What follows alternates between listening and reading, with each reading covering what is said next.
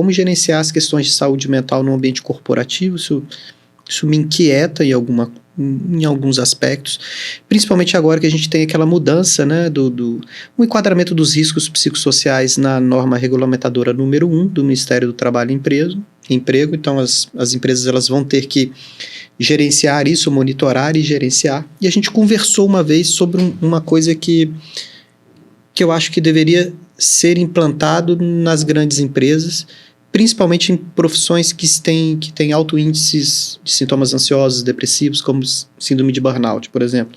Então, profissionais de saúde, ligados a banco, profissionais que trabalham com segurança, né, Forças Armadas e Forças Auxiliares. E eu estou falando especificamente de um negócio chamado sala de descompressão sensorial. São aquelas salas de paradas que as pessoas podem fazer no ambiente de trabalho para desacelerar. São pausas que são feitas e dentro dessas salas elas podem ter diferentes instrumentos ou diferentes técnicas ou diferentes tipos de terapias integrativas, vamos chamar assim. E, por exemplo, horário de almoço, 1 hora. Às vezes você gasta 15 minutos para almoçar. E o tempo de descanso, às vezes a pessoa não completa, ela volta já para o trabalho. A sala de descompressão sensorial, ela poderia, e eu entendo que deveria ser usado nesses momentos. Após o almoço, você descomprimir um pouquinho, esquecer do trabalho, dar uma relaxada. O cérebro precisa disso. Ou outras situações, aí dependendo da logística das empresas, quem sabe no futuro cria-se EPIs para a saúde mental, e eu consigo gerenciar quem está no nível alto de estresse, e eu, por aplicativos, determino que aquela pessoa, olha, faça uma parada agora e vá até a sala de descompressão sensorial.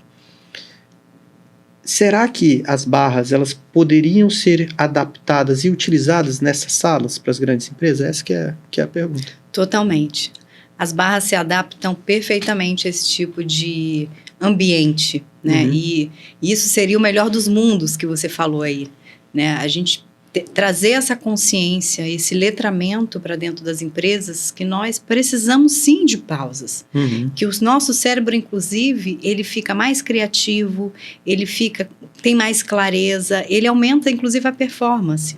Então, você usar esses espaços, né, essas janelas de tempo dentro do horário de trabalho, seria maravilhoso. E digo mais ainda, né, como seria a gente pensar se antes de uma negociação importante, de uma reunião importante, a gente pudesse frequentar um ambiente desse para que a gente liberasse essas tensões. Uhum. Né? O estresse, ele está aí, ele é natural, mas do jeito que a gente tem vivido, a gente nota que não traz benefícios para a gente.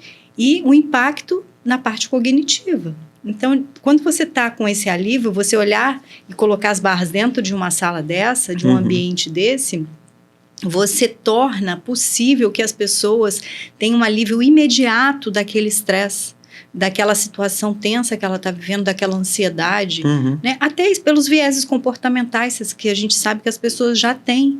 Né? São esses gatilhos mentais de momentos específicos dentro do trabalho, para defender algo, para ter que decidir algo.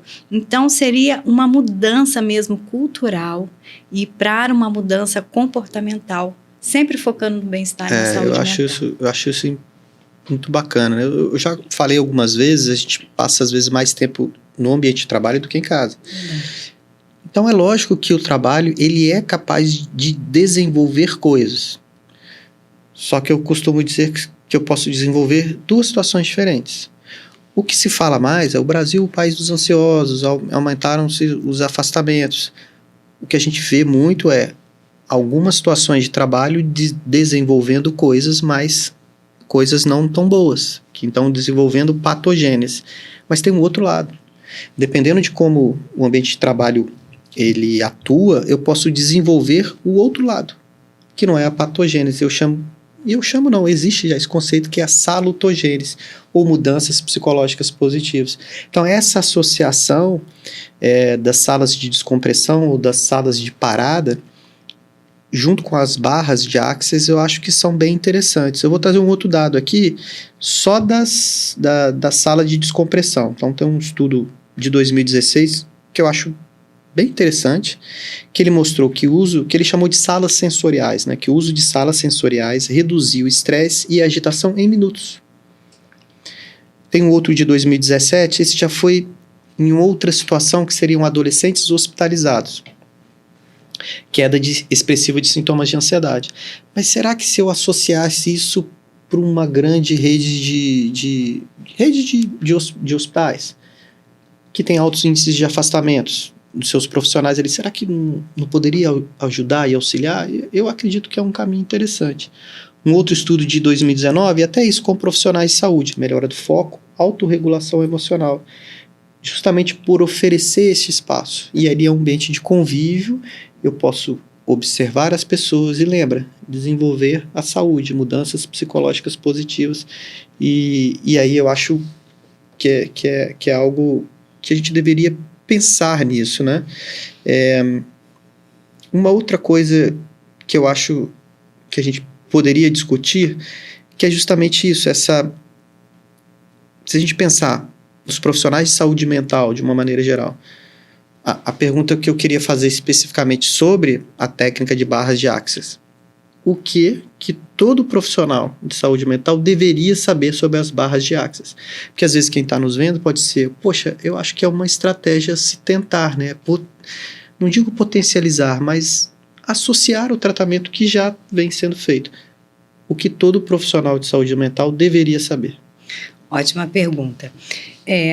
Primeiro, falar que as barras não é só uma técnica holística, integrativa, em que, né, a gente, sem nada contra as técnicas, né, eu acho que existe sim e são muito boas, mas ela tem uma comprovação científica e elas funcionam muito bem paralelamente a outros tratamentos.